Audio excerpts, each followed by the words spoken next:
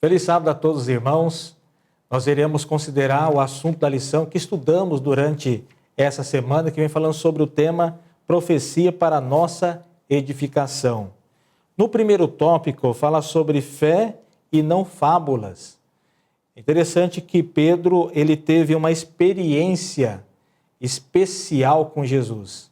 Ele teve o privilégio de contemplar Jesus em toda a sua glória.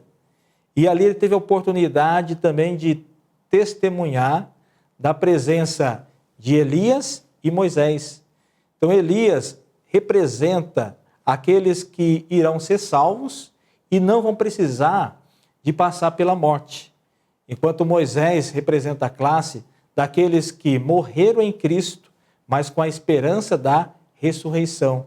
Então Jesus, ele fez uma miniatura da sua gloriosa vinda. Então Jesus, ele apresentou como ele virá a segunda vez, com todo poder e glória. E é interessante que Pedro, ele vem falando a respeito das fábulas, ou seja, naquela época havia também o conhecimento da ciência, e a ciência pregava muita mentira. A cultura grega, a influência daquela idolatria que havia na Grécia e era transmitida para vários povos. E toda essa ilusão, todas essas fábulas faziam com que as pessoas perdessem até mesmo a fé e o conhecimento da graça em Cristo. E é interessante que o próprio Pedro, ele testemunha dessa fé como sendo, na verdade, uma testemunha vital, ou seja, ele mesmo testemunhou com seus olhos, ele viu, ele ouviu, testificou do poder de Cristo em toda a sua glória. E ele prega através da sua carta. E é um exemplo para cada um de nós, que nós precisamos também testemunhar, precisamos falar das maravilhas operadas por Deus em nossa vida, falar sobre a nossa conversão, falar sobre a nossa transformação. Nós precisamos pregar, não de uma forma tímida, mas com toda a autoridade. Então, no segundo tópico, vem falando sobre o impacto da profecia. Nós encontramos nesse tópico uma experiência que os discípulos passaram ao lado de Jesus no caminho de Emaús, mas não sabiam que era a pessoa de Jesus. E ali eles relataram o desapontamento que eles estavam passando. E Jesus consolou o coração deles, falando e ressaltando sobre as profecias com respeito ao Messias. E é interessante que Jesus mostrou pelas profecias a sua missão e o seu ministério. E nós encontramos aqui que a advertência que o apóstolo Paulo faz a Timóteo, que é uma advertência para os nossos dias também, principalmente para os jovens, que Timóteo era um jovem muito conhecedor das Escrituras. Timóteo era uma pessoa muito dedicada na pregação do Evangelho, então ele tinha um carinho especial pelo apóstolo Paulo. E Paulo adverte a Timóteo para ele ter cuidado com as falsidades chamadas ciência. Então, da mesma forma, hoje a gente percebe que os jovens são mais assediados pelas fábulas. Hoje existem muitas mentiras, muitos enganos operados, pregados pelo diabo, e tem provocado até mesmo um certo desapontamento no sentido dos próprios jovens não entenderem bem o discernimento entre o certo e o errado. Percebe que o Satanás trabalha de uma forma tão astuta que leva à dúvida em algumas questões. Muitas vezes apresentado nos filmes, nas novelas, fala sobre o espiritismo, fala sobre a imortalidade da alma, fala sobre vários assuntos, e tudo isso é uma pregação do engano contra a verdade. E muitos jovens, infelizmente, assistem essas programações, acabam tendo algumas dúvidas e vem até mesmo ter o descrédito da verdade presente. Então é uma preocupação que Paulo teve na sua época, aconselhou Timóteo, que era um jovem, e também esse conselho é dado para todos os jovens em nossos dias. No terceiro tópico, fala sobre uma âncora para a nossa alma.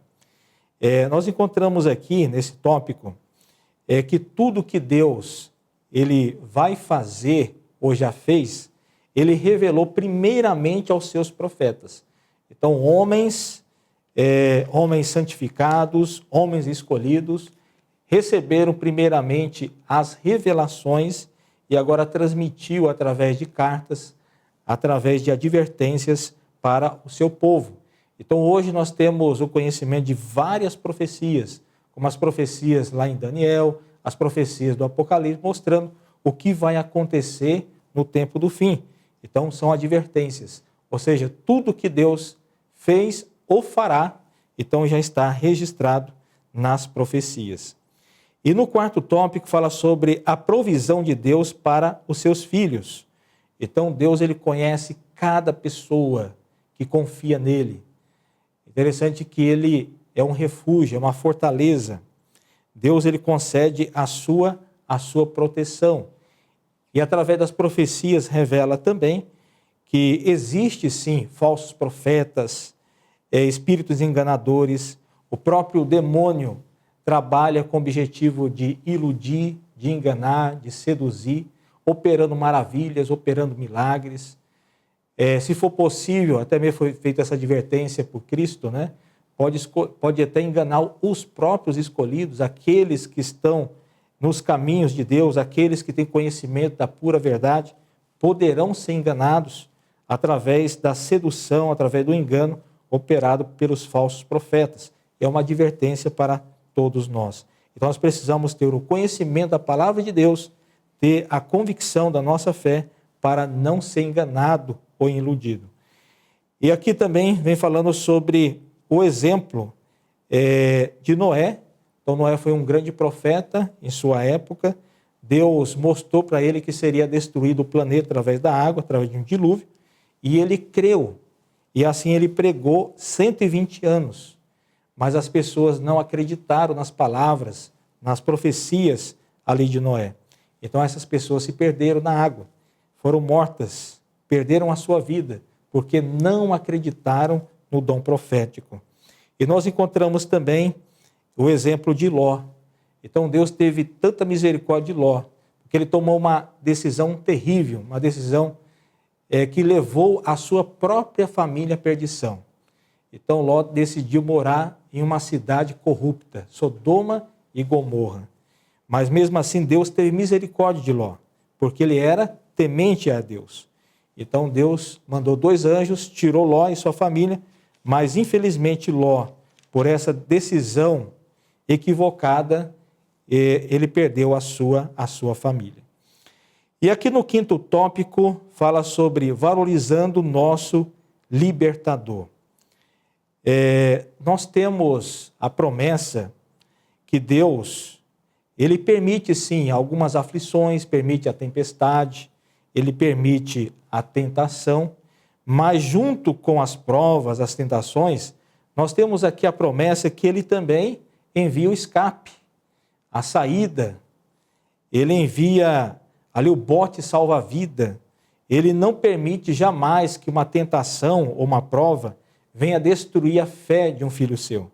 Ou seja, Deus ele envia, ele permite para moldar, né, o nosso coração, o nosso caráter, para que a gente possa fazer um autoexame, para que a gente possa avaliar aquilo que realmente tem atrapalhado a nossa comunhão com Ele.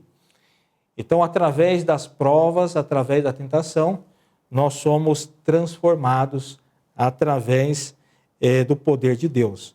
Ou seja, mesmo no tempo da dificuldade, da prova, no momento da angústia, Deus ele está do nosso lado.